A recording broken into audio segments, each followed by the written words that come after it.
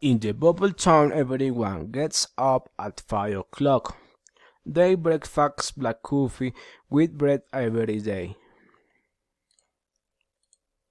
The population of this city are very formal people. They wear suits and ties even to brush their teeth. The colors of this place hurt the eyes as if they were beach sand. So, the arrival of Mr. X in the bubble city was a scandal. Nobody expected the arrival. When he crossed the main street, everyone looked at Mr. X with a wrinkled nose and an open mouth. The gentlemen murmured and the mothers covered their children's eyes. Mr. X reads poetry, dances, and sings in the bubble city. Nothing else besides the presence in the city caused great concern. The children looked at them enthusiastically.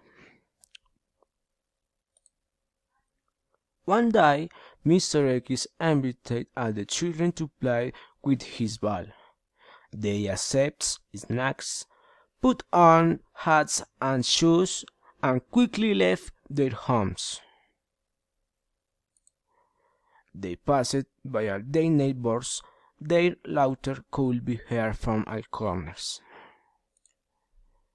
These angered city people left in their houses to protest that the children were playing with Mr. X.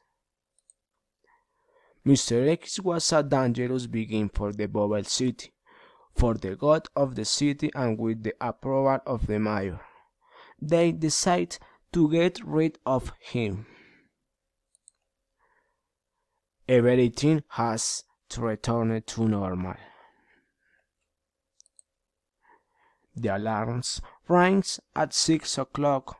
There is only coffee for breakfast, and the sweet and tea are even worn to brush their teeth. The problem is gone.